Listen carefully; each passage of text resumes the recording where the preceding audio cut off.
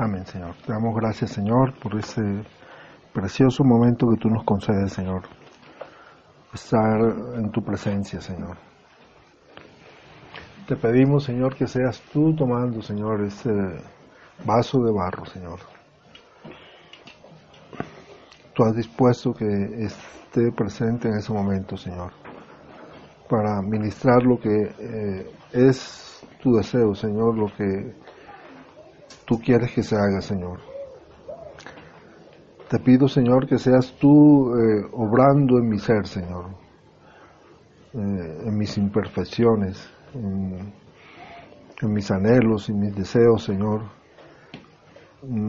para que seas tú, Señor, solamente tú, Señor, pudiendo llevar a cabo esto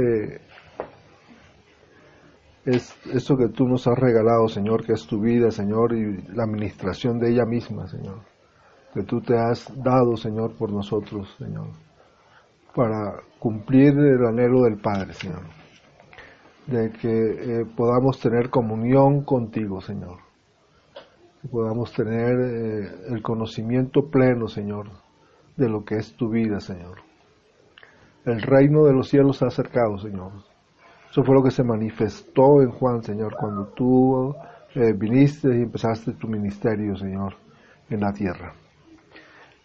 ¿En qué consiste el reino de los cielos?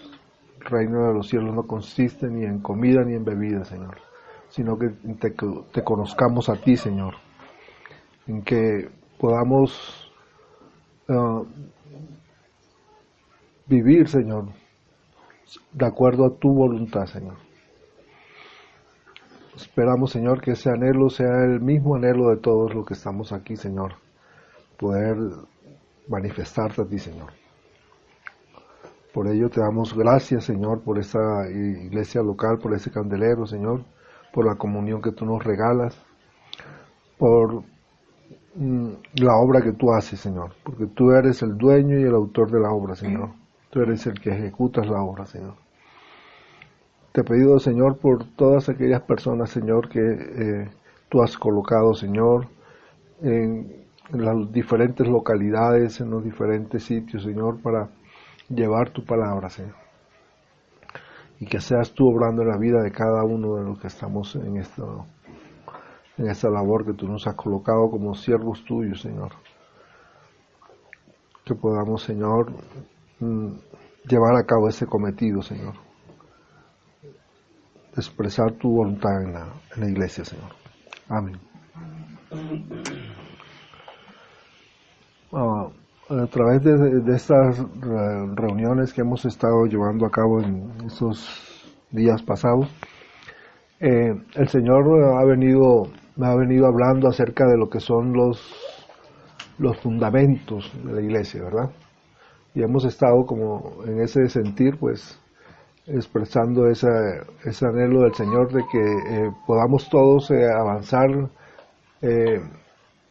juntos en el conocimiento de esta obra tan preciosa que es la construcción, la edificación de este edificio tan precioso que es la iglesia, teniendo como base para esto el hecho de que la iglesia ya reconocíamos en una anterior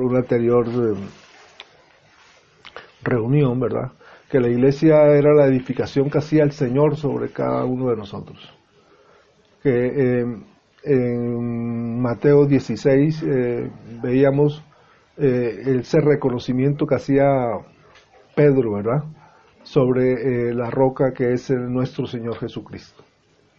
Y esa edificación el Señor entonces manifestaba que la hacía en amor, ¿verdad?, y nos ponía el ejemplo del amor ágape, que era ese amor perfecto que existe en la comunión que hay entre el Padre, el Hijo y el Espíritu Santo, y que el Espíritu Santo manifestaba el amor del Señor, el arrepentimiento como base para poder Él empezar a hacer una edificación en nosotros, en cada uno de nosotros, el arrepentimiento de pecados, de obras muertas, para edificación del cuerpo de Cristo. En el día de hoy el Señor ha colocado, ¿verdad?,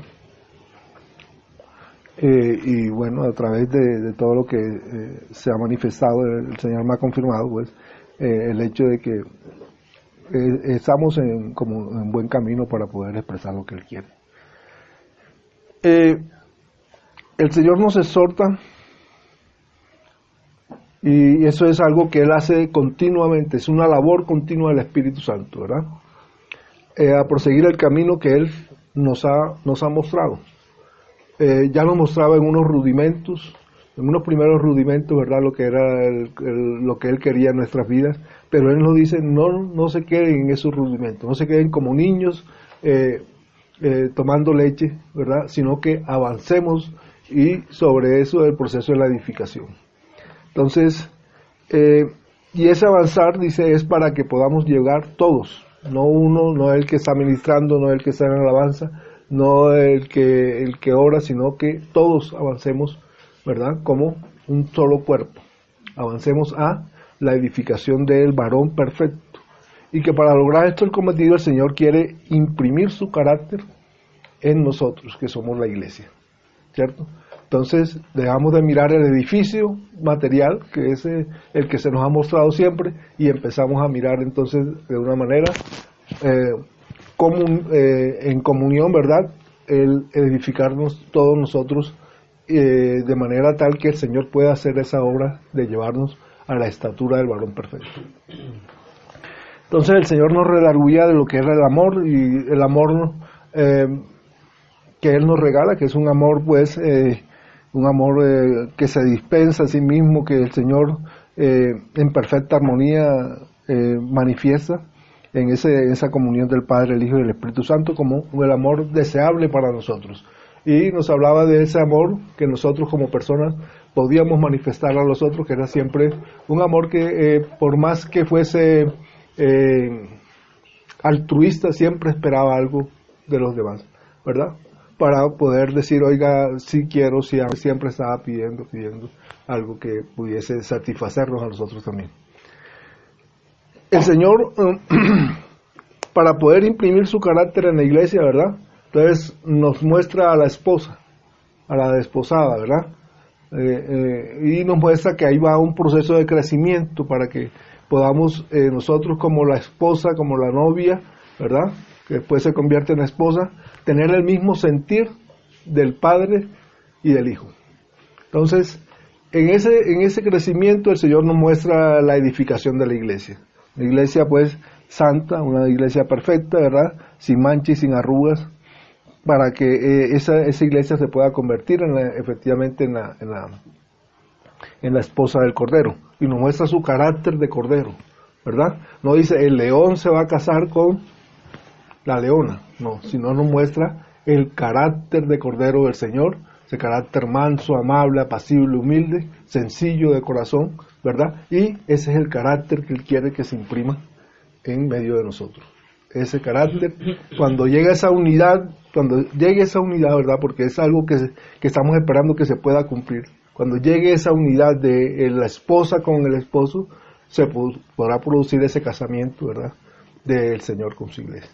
Que es lo que anunciamos con la Santa Cena, que es lo que esperamos que ocurra, ¿verdad? La segunda venida del Señor. Esto lleva a que el Señor, en Apocalipsis 22:17, el Señor manifiesta algo bien precioso, y es que Él, hay una comunión allí que se manifiesta entre Apocalipsis, nos muestra la iglesia, ¿verdad? En Apocalipsis 17 dice, y el Espíritu y la esposa dicen, 22:17, y el Espíritu y la esposa dicen, ven. O sea, hay una comunión, ¿verdad? Donde ya en ese momento el Señor, el Espíritu y la esposa tienen una comunión perfecta para poder decir, ven, ¿cierto? Esto es algo precioso que el Señor nos muestra, que ya hay en ese sentir del Señor una comunión perfecta entre la esposa y Él. Y ese sentir nos muestra que el Señor quiere tener una intimidad. Allá en Apocalipsis también nos dice que el Señor está llamando a la puerta, ¿verdad? Y que Él quiere entrar. ¿sí? ¿Para qué? Para cenar con nosotros, para tener una cena en la cual Él nos está llamando, ¿verdad? Y Él nos está buscando. O sea, el Señor nos está hablando de una intimidad, de poder tener un contacto más íntimo, una relación de un mayor nivel, no quedarnos ya en los rudimentos donde ya hemos sido salvos, sino de avanzar en el crecimiento hacia el Señor y de su conocimiento. El Señor siempre, desde Génesis nos muestra, ¿verdad? Génesis con la creación, el Señor empezó a crear las cosas y luego, allá nos dice que el Señor creó al hombre y que esa creación, ¿verdad? Para mostrarnos la comunión que Él quiere tener con el hombre. O sea, Dios no creó al hombre para hacernos pecadores. Dios nos crea a nosotros porque Él quiere tener una comunión perfecta con nosotros. Si miramos en Génesis 2:26, el Señor dice, entonces dijo Dios, hagamos al hombre, pero no de cualquier manera.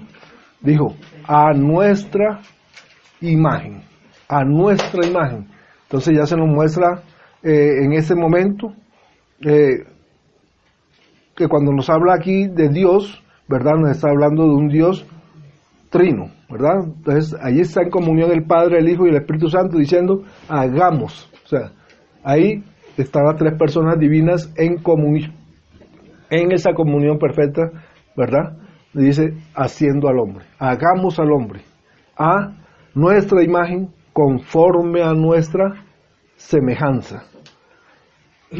Hagamos al hombre a nuestra imagen conforme a nuestra semejanza. Y en el 27 dice, y creó Dios al hombre a su imagen, a imagen de Dios lo creó. A mí me llamaba la atención cuando Lenita leía Filipenses 2,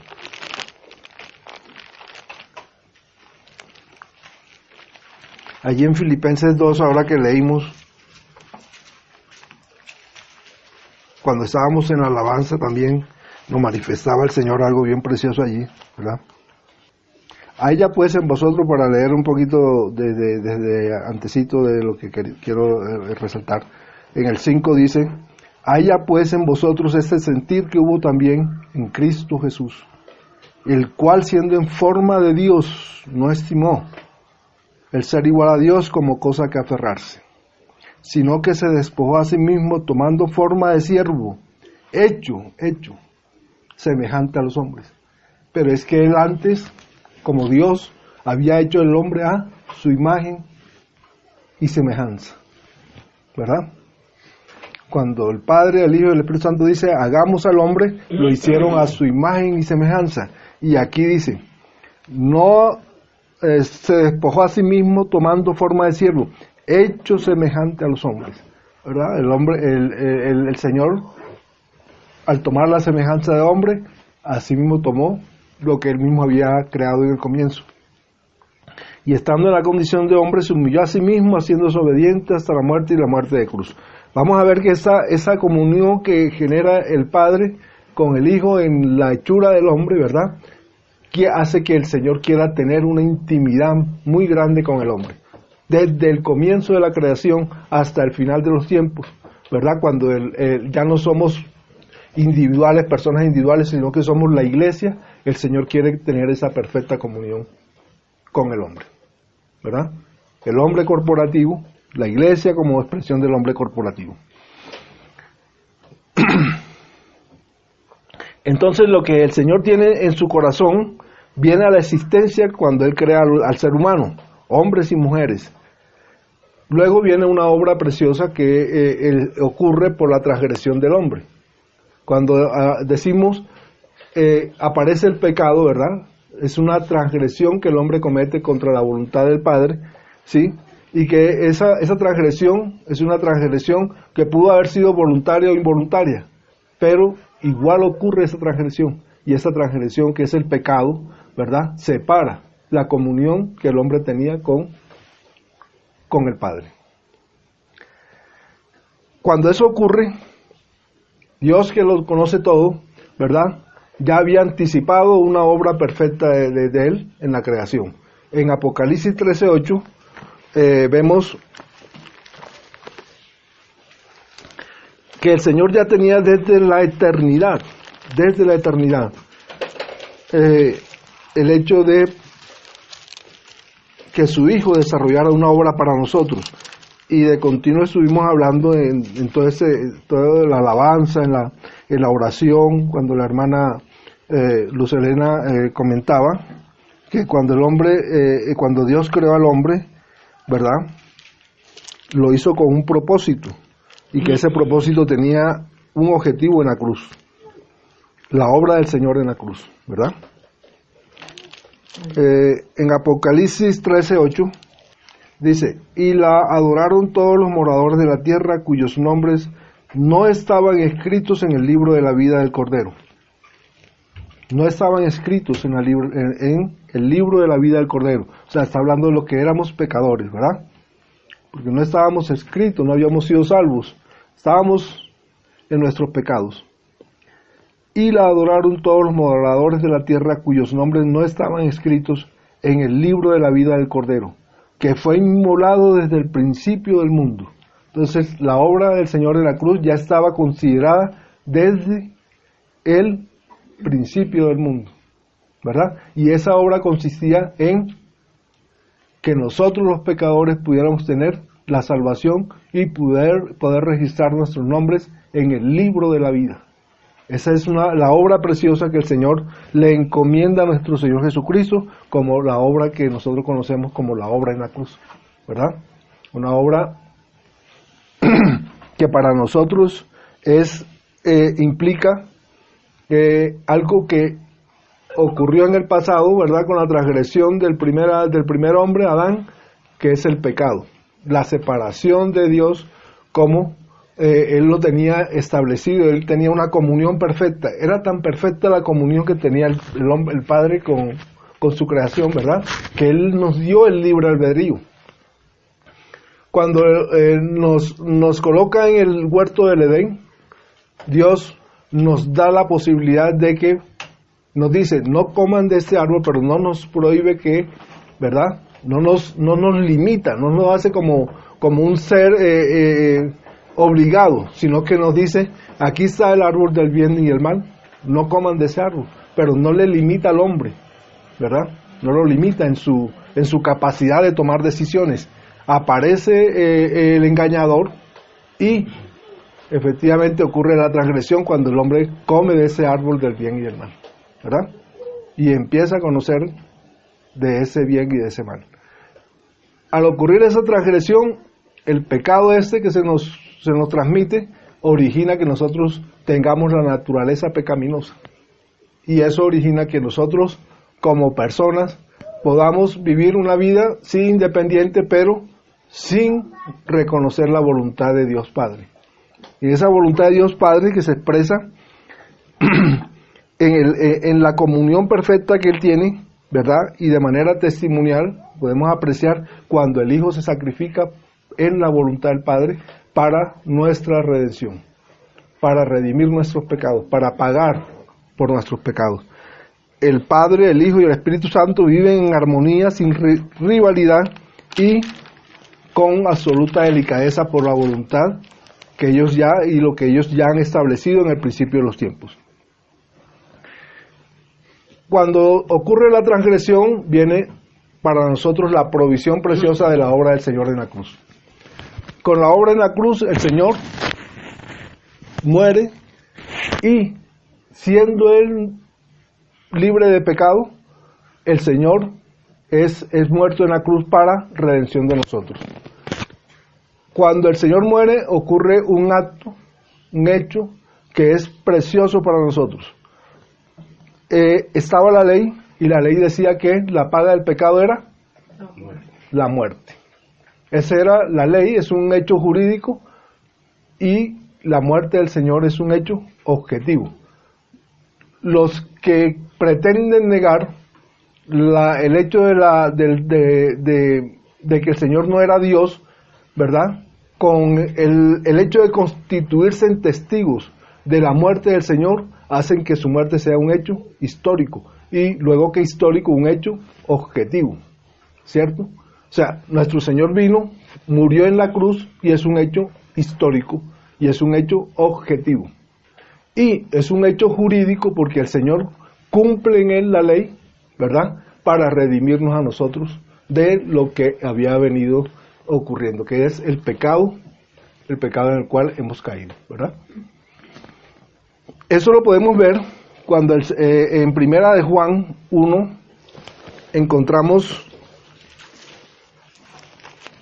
en Primera de Juan 1:7, dice, pero si andamos en luz, como Él está en luz, está hablando de nuestro Señor, tenemos comunión unos con otros, y la sangre de Jesucristo su Hijo nos limpia de todo pecado. En el 9 dice, si confesamos nuestros pecados, Él es fiel y justo para perdonar nuestros pecados y limpiarnos de toda maldad. En esa expresión que nos presenta aquí Juan, ¿verdad? Nos está diciendo que el Señor Jesús no cometió pecado, que Él, ¿verdad?, en comunión unos con otros, la sangre de Jesucristo, su Hijo, nos limpia de todo pecado. Si nosotros queremos, y lo hemos hecho, confesamos nuestros pecados, el Señor es fiel y justo para perdonar nuestros pecados y limpiarnos de toda culpa, ¿verdad? La muerte del Señor como un hecho jurídico es un hecho que nos permite a nosotros acceder a lo que es para nosotros la salvación de nuestros pecados, ¿verdad? Nos ha pagado el Señor la culpa por nosotros, siendo Él justo, siendo Él un no pecador, ha pagado por nuestros pecados. En eso hay que resaltar, ¿verdad?, el hecho de que aquí se nos manifiesta que el Señor es fiel y es justo, ¿cierto? Aquí no nos están diciendo que hemos sido salvados por la misericordia del Señor, por la bondad del Señor. No, nosotros estamos siendo salvos es por la fidelidad y la justicia, ¿verdad? En justicia debíamos nosotros ser los muertos, no el Señor. En justicia por nuestros pecados, nosotros deberíamos estar en el infierno. Pero el Señor hace una obra por nosotros, una obra de redención, y esa obra de redención, ¿verdad? Él se sometió a la justicia, ¿sí? Pagó lo que la justicia demandaba, que era la muerte del pecador, sin haber cometido pecado. Cuando nosotros aceptamos a Jesucristo en nuestro corazón como Salvador, nuestros pecados inmediatamente son perdonados, ¿verdad? Y eso es una expresión del amor de nuestro Señor por nosotros. Y esa expresión del amor es una expresión de la comunión del Padre, el Hijo y el Espíritu Santo, que se manifiesta a través del Hijo, ¿verdad? Y luego a través del Espíritu Santo, porque dice, cuando el Señor asciende, que el Espíritu Santo va a quedar con nosotros como consolador, ¿verdad? Además de Él redarguirnos de pecado, de justicia y de juicio, Él va a ser nuestro consolador. Y Él nos dará a conocer la obra que el Hijo quiere hacer a nosotros. Cuando Cristo muere por nosotros en la cruz, por nuestros pecados, Él abre la puerta para poder nosotros sentir en nuestras vidas el amor de Dios. Y eso lo hacemos si aceptamos que la voluntad del Señor es una voluntad santa, agradable y perfecta para nuestras vidas. Si nosotros podemos aceptar esto, ¿verdad? Entonces estamos aceptando que Jesucristo como nuestro Salvador nos va a llevar necesariamente a lo que es su voluntad, que es hacernos a la estatura del varón perfecto. Y así, reconciliados con Dios, nosotros podemos recibir el amor y la bendición del Padre. Otro aspecto que se nos presenta con el perdón, ¿verdad? Después de haber sido hechos salvos, después de haber sido hechos de hijos de Dios, después de hacernos aceptos delante de la voluntad del Padre, como hijos suyos, ¿verdad? Y como hijos herederos, coherederos con su propio Hijo. El Señor nos manifiesta en Primera de Juan 2:1, cuando nos dice otro aspecto de lo que es la salvación, y es el hecho de que nosotros hemos recibido la salvación, pero que en ese hecho de nosotros recibir la salvación, nosotros tenemos que aceptarlo con humildad, y que llevar a aceptar ese hecho con humildad nos va a permitir reconocernos que nosotros somos pecadores, ¿verdad? En Romanos 7:12 Pablo nos empieza a expresar lo que es la ley del pecado. Las cosas buenas que queremos hacer, esas no hacemos. Acá, en primera de Juan 2:1 dice, hijitos míos, hijitos, o sea, está hablando de nosotros los que ya estamos, ¿verdad?, como hijos del Señor, ya hemos sido salvos. Entonces es una expresión para nosotros, no para los pecadores, sino para los que ya hemos creído en el Señor.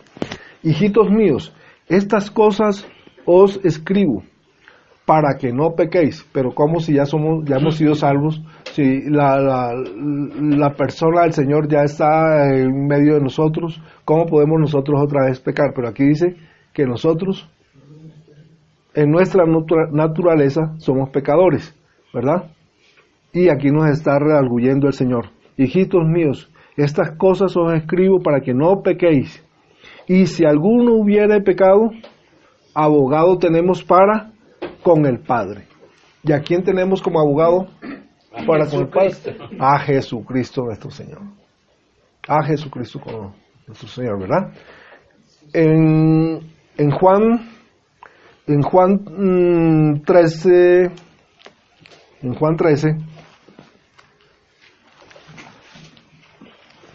en el Evangelio de Juan, el Señor nos deja una representación muy preciosa de la obra que Él continúa haciendo en nosotros.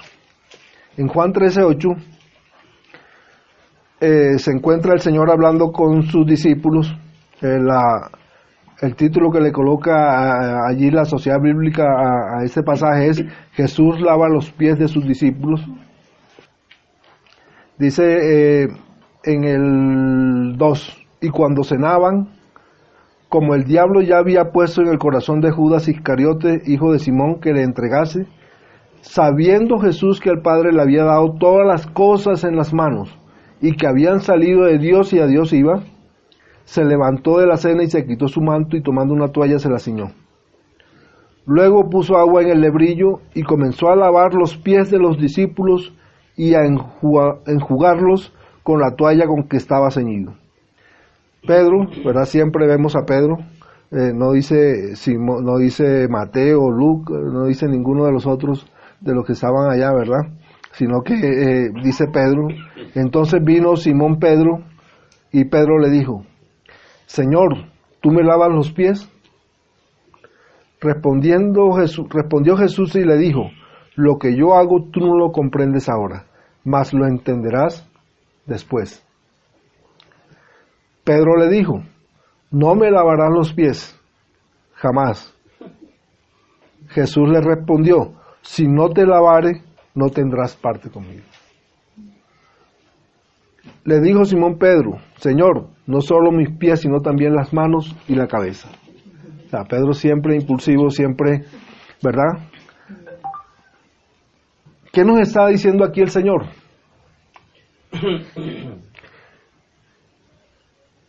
Aquí el Señor nos está diciendo que a pesar de que ellos estaban limpios, a pesar de que nosotros ya hemos sido salvos, ¿verdad?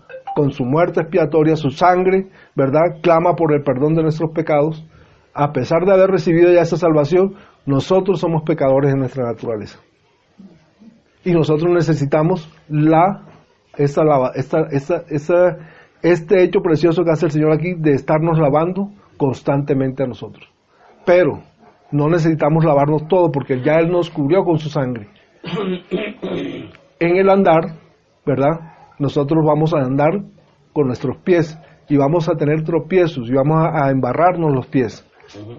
Ese es el pecado. Y de ese pecado el Señor aquí nos está diciendo que Él nos va a lavar. Que nos debemos lavar nosotros también. Y adicionalmente, que esta es una labor que tienen que hacer los creyentes unos con otros, ¿verdad? Cubrirse, limpiarse el uno con el otro, es una obra preciosa que el Señor hace y nos lo da como testimonio, ¿verdad? El testimonio, que es lo que hemos estado recibiendo del Padre, el Hijo y el Espíritu Santo, en esa perfecta comunión, se nos da otra vez a conocer a través de su Hijo Jesucristo. ¿Qué quiere el Señor que nosotros hagamos? ¿Qué quiere el Señor darnos a nosotros? Lo que Él nos está poniendo por testimonio en su palabra, ¿verdad? Y aquí nos está diciendo, si no te lavare, no tendrás parte conmigo. O sea, tú no tienes que ir a otra parte. Tú no tienes que ir a cursos de positivismo, de energía positiva, para poder sentirte bien contigo. ¿Qué tienes que hacer tú si tú sientes que has transgredido la voluntad del Señor? Que estás en pecado. Acudes al Señor. Acudes a su sangre preciosa. Y Él te va a lavar. Te va a suplir tus necesidades, va a ponerte. Estar en pecado es estar en la no comunión con el Señor. A través del lavamiento de su sangre, volvemos a restituirnos, volvemos a recomponer nuestro andar y empezamos a estar otra vez en comunión con el Padre, con el Hijo y con el Espíritu Santo, con Dios Padre. Eso es lo que el Señor nos está diciendo acá, ¿verdad? Entonces, en el perdón ocurren esas dos cosas preciosas, que son la salvación y el hecho de que nuestra naturaleza pecaminosa nos lleve como la cabra siempre para el monte, ¿verdad? Siempre a tirar para el pecado, ¿sí? El Señor nos va a estar constantemente cuidando, constantemente asistiendo en nuestras debilidades, constantemente pudiendo acudir a Él.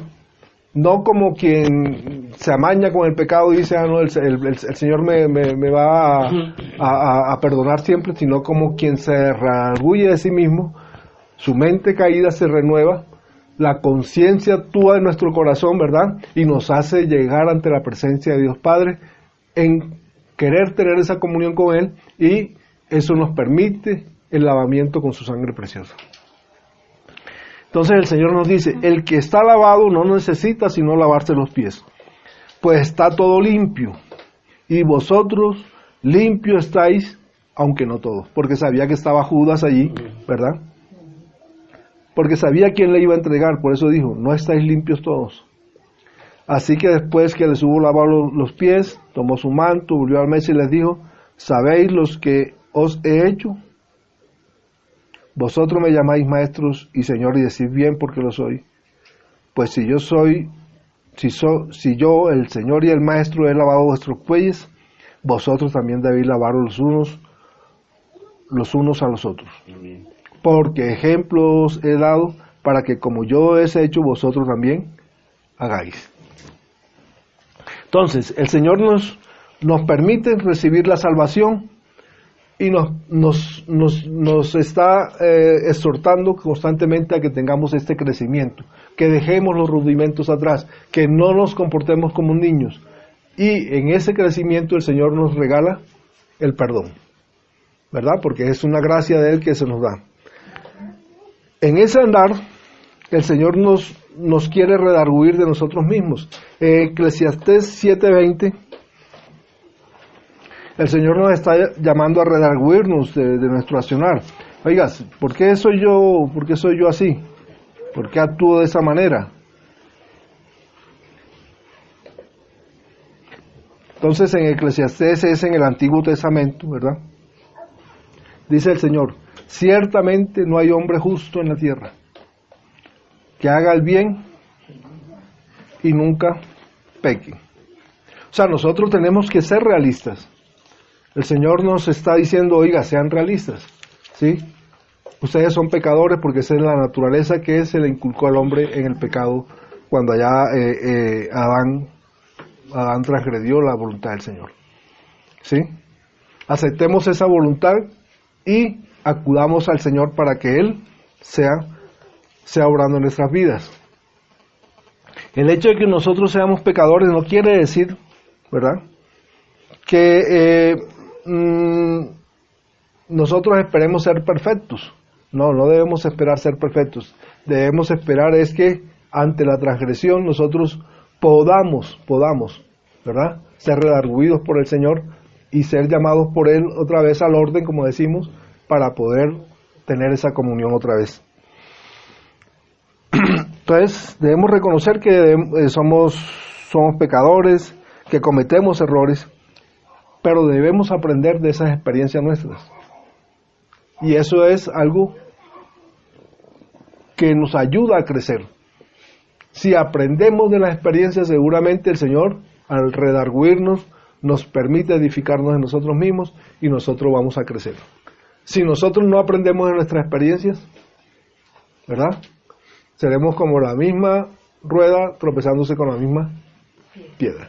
Y al final de pronto la piedra rompe la rueda, ¿verdad? Entonces, debemos aprender de nuestros errores. ¿Para qué? Para que en la medida de lo posible no volvamos a cometerlos. Con el pecado nosotros debemos ser pacientes. Con el pecado nosotros debemos aprender que en los viejos hábitos, las costumbres, esas cosas que se nos han ido quedando allí como acendradas en la mente, se nos han ido quedando como fijadas en la mente, no van a desaparecer de pronto, ¿verdad?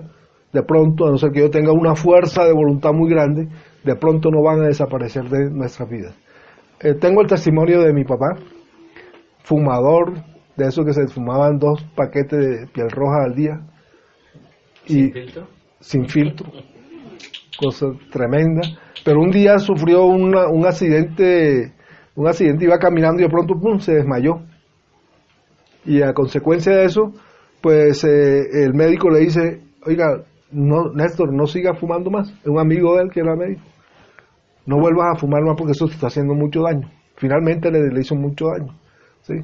En ese momento, como a los 60 años, él deja de fumar, pero lo hace de una manera tan radical que uno se queda asombrado. El paquete de cigarrillos estuvo ahí, los 2 paquetes de cigarrillos que tenía ese día y la fosforera quedaron ahí. Uno dice, bueno, ¿quién fue el que lo ayudó a tomar esa decisión? Una cosa, porque era cigarrillo tras cigarrillo, ¿cierto? El daño ya estaba hecho, pero el Señor le permitió redarguirse de lo que él venía haciendo hasta ese momento, ¿sí? Mi papá finalmente muere de cáncer en los pulmones a los 82 años, ¿verdad? O sea, el Señor le permitió alargar sus días, ¿sí? Fue un accidente muy grave el que tuvo, pero en ese momento el Señor le habla a su corazón y le dice: esto te está haciendo daño, ¿sí? Seguramente el Señor ve la voluntad y dice: ahí está, 20 años más, ¿verdad? Una muerte terrible, porque fue una muerte terrible. Ni siquiera le dijeron tiene cáncer en los pulmones. Ni siquiera unos paliativos le pusieron, ¿verdad? Muy mal tratado, pero el Señor, bendito sea, le dio esos 20 años más para que nosotros pudiéramos tener con Él esa compañía de Él, ¿verdad? En Efesios 4, 23, 24... y dice: renovaos en el espíritu de vuestra mente y vestíos del nuevo hombre, creado según Dios en la justicia y santidad de la verdad. Por lo cual, desechando la mentira, hablad verdad cada uno con su prójimo, porque somos miembros los unos de los otros. Nos llama a renovar en el espíritu de nuestra mente y vestirnos de algo que el Señor nos regala, que es el nuevo hombre. El hombre que viene en el perdón del pecado, viene el nacimiento nuevo nuestro, ¿verdad? Espiritualmente. Entonces el Señor nos dice: oiga, tomen eso que les he dado, esa vestidura de hombre nuevo, tómenla para ustedes, porque es suya, porque yo se las he dado, yo he pagado el precio, ¿verdad? Y vestidos del nuevo hombre, creado según Dios en la justicia y santidad de la verdad, por lo cual, desechando la mentira, Tenemos que desechar a la mentira y al mentiroso, al que engaña, que es el engañador, ¿verdad? El Satanás, el diablo, la traducción de eso es enlodador. Él quiere enlodarnos, quiere que nuestra mente no se desprenda de eso que venía viviendo, ¿verdad? Y con la mentira nos está acusando constantemente. Pero nosotros tenemos la verdad, que es nuestro Señor Jesucristo. Y la verdad nos dice, ustedes ya son salvos. Sus pecados han sido perdonados, ¿verdad? Porque yo he pagado el precio. En la cruz yo hice una obra preciosa. El fiel y justo, por eso es que es tan necesario recurrir a esto que nos ha manifestado la palabra del Señor. Con su sacrificio, ¿verdad? De Él, que es el fiel y justo, ¿verdad? Él pagó nuestros pecados. No fue por la bondad ni por la misericordia, sino que en la ley estaba que la paga del pecado era muerte, y Él fue fiel, y la justicia se hizo en Él. Fiel y justo es nuestro Señor para con nosotros, ¿verdad? Entonces, debemos revestirlo de eso lo que ya el Señor nos ha regalado, que es el nuevo hombre, y con ello tener esa pero ahí para nosotros poder crecer. Dice que nosotros en Proverbios 13:20 debemos procurar, hay cosas que nosotros debemos procurar como personas. Proverbios 13:20, el Señor nos llama, y para mí es un llamado a considerar a las personas con las que me relaciono, ¿verdad? ¿Con quién debo relacionarme? Para que el enemigo no encuentre facilidades para poder, no encuentre una ventana abierta para él poder seguir haciendo su trabajo de enlodador, de mentiroso, y seguirme acusando de las cosas que yo había hecho o que he estado haciendo o que sigo haciendo, ¿verdad? Para quitar ese de medio, dice que nosotros debemos andar con personas que sean nuestros amigos, porque esas personas en esa relación de amistad, a veces la relación de amistad no quiere los tropiezos, no quiere las confrontaciones, pero que nosotros tenemos que andar con personas que, siendo nuestros amigos, no sean unas personas que nos alcahueten todo, sino que nos digan las cosas de frente, ¿verdad? Esas son el tipo de personas con las que nosotros deberíamos andar, ¿cierto? Considerarnos a nosotros mismos, oiga, y mirar con quién estoy yo relacionándome.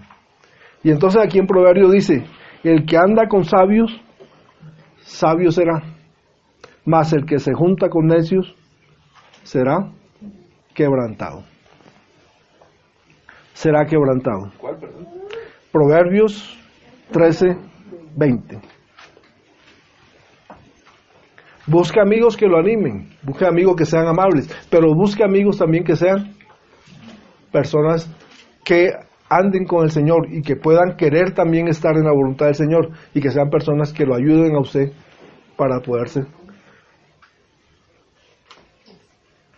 crecer en el Señor. El Señor nos da esas provisiones preciosas, y nosotros debemos permitir que el Señor haga esa obra que Él quiere hacer. Si hemos ofendido a alguien con nuestro accionar, con nuestro comportamiento, nosotros debemos ser los primeros que, ¿verdad? Reconozcamos eso, y una vez que hemos reconocido eso, poder acudir al Señor y poder manifestar la obra preciosa que Él quiere que nosotros hagamos, que es manifestar el amor de Él para con los que no lo conocen. El hermano Gino en una prédica que está incluso en YouTube sobre el perdón, sobre el pecado, ¿verdad? Él en unas palabras muy sencillas de él manifestaba algo que el Señor de pronto quiere que nosotros consideremos. Oiga, seamos estrictos con nosotros, pero seamos misericordiosos con los otros, ¿cierto? Y esa es una manera de manifestar el amor del Señor, porque el amor del Señor va a procurar que nosotros reflejando eso, podamos llegar ante las personas, ¿verdad? Y manifestando el amor del Señor, podamos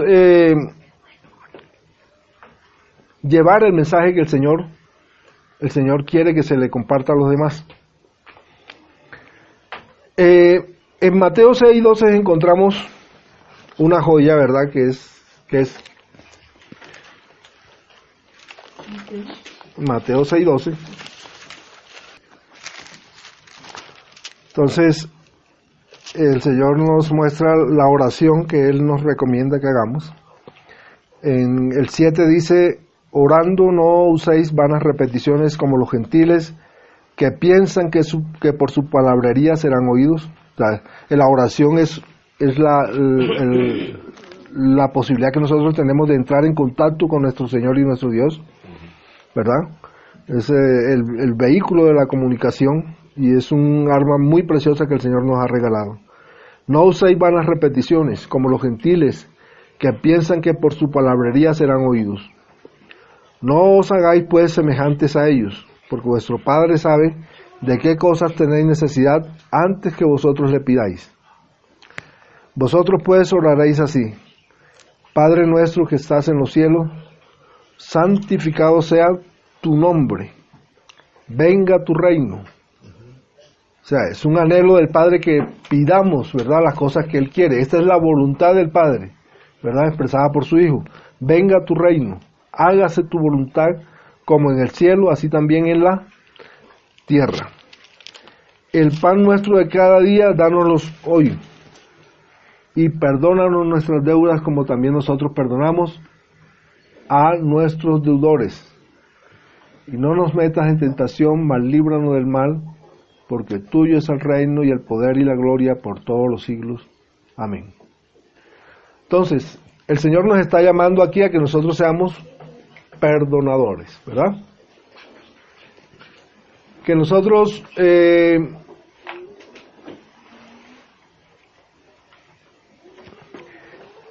podamos expresar eso tan precioso que el Señor nos regala, que es el hecho de que nosotros podamos regalarle a los demás lo que ya Él nos regaló a nosotros, la posibilidad de recibir la salvación a través de el reconocimiento de nuestro Señor Jesucristo como nuestro Señor y nuestro Salvador. La salvación se recibe por fe, pero ¿en qué debemos creer? ¿Qué es lo que nos dice la fe? Creer en aquellas cosas que no palpamos, que no vemos, ¿verdad? El creer en la obra salvífica de nuestro Señor Jesucristo. Creer que Él es el Hijo de Dios, ¿verdad? Y que Él se ha manifestado a los hombres. Entonces, cuando nosotros decíamos que en Génesis el Señor creó al hombre, ¿verdad? Luego el Señor recibe del Padre la posibilidad de que Él se haga hombre, ¿verdad? En la encarnación se hace el hombre, ¿verdad? Entonces, Él toma carne y cumple una obra para el Señor. ¿Qué nos manifiesta Él en esa obra que Él hace? Cuando Él está en la cruz, podemos verlo en Lucas 23:34. En Lucas 23:34 el Señor nos muestra lo que podemos llamar el compendio del amor del Señor por nosotros los seres humanos. Lucas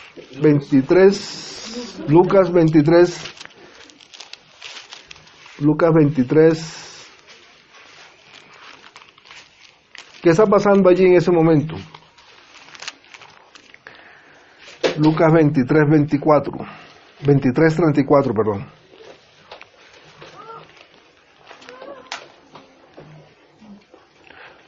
Estamos en la crucifixión y muerte de nuestro Señor Jesucristo. En el 23:34 dice el Señor: y Jesús decía: Padre, perdónalos porque no saben lo que hacen.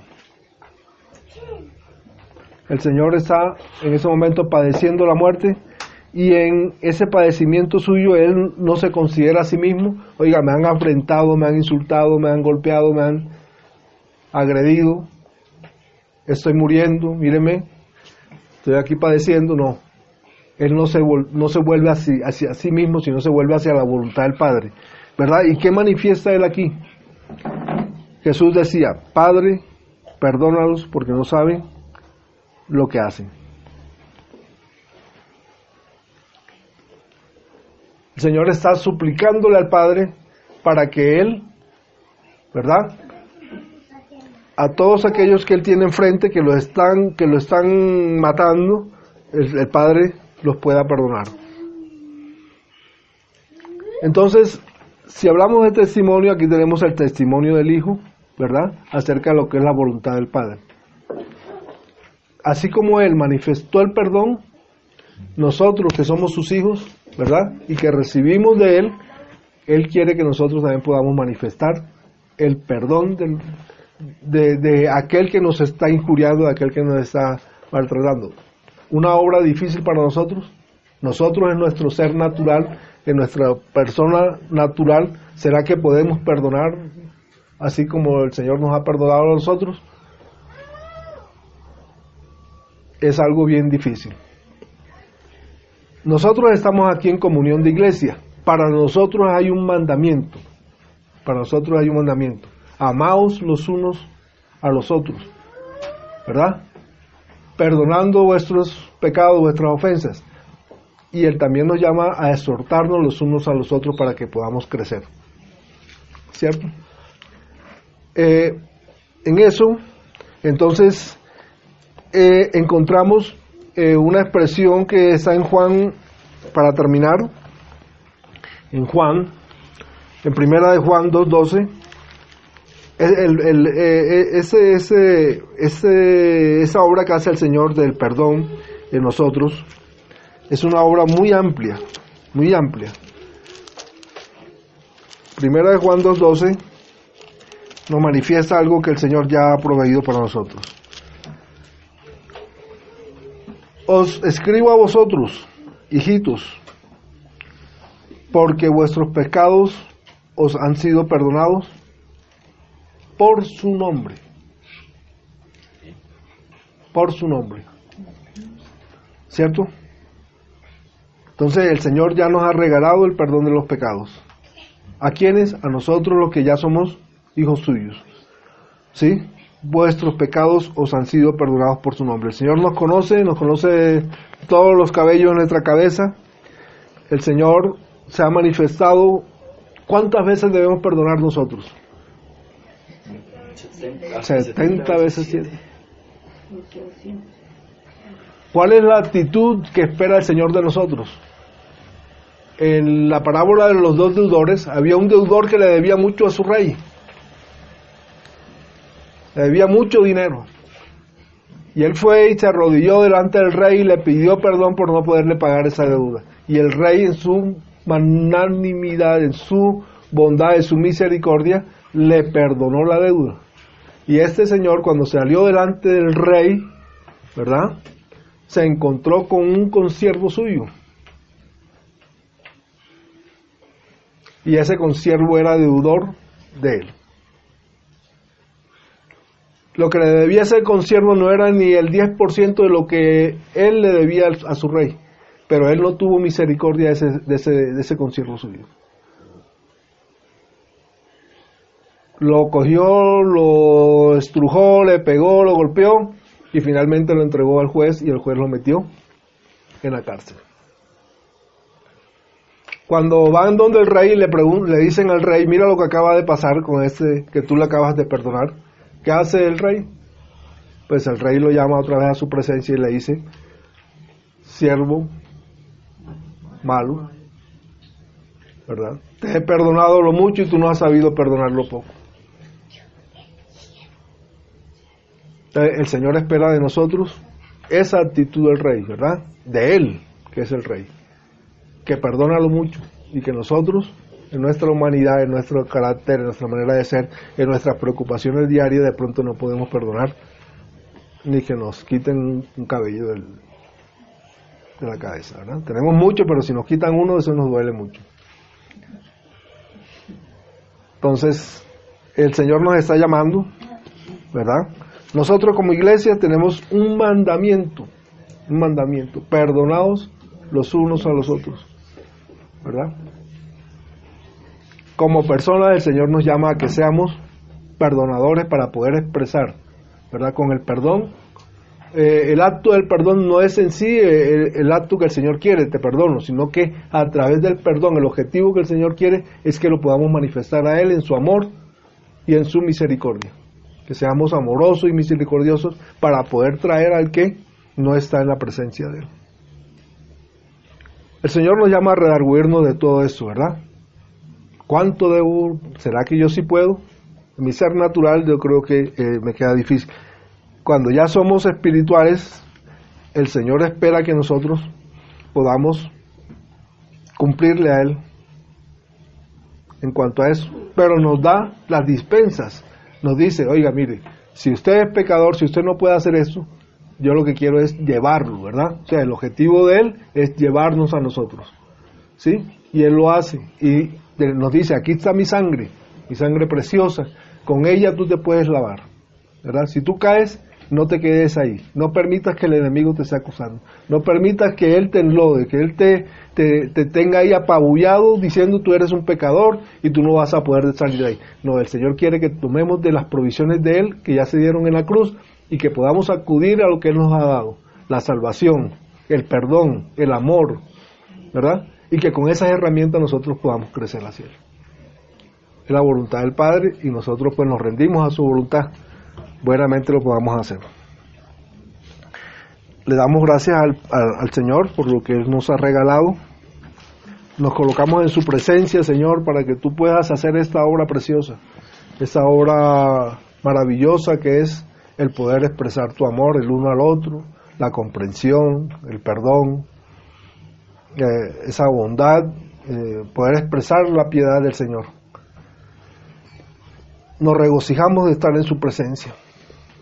Le damos gracias por las provisiones que Él ha hecho por nosotros. El Señor nos permita echar manos de esas provisiones ante los ataques del enemigo, ante las adversidades, ante las circunstancias que podamos vivir en nuestras vidas. Amén, Señor. Nos rendimos delante tuyo, Señor. Tú haces la obra. Tú eres el Rey, Señor.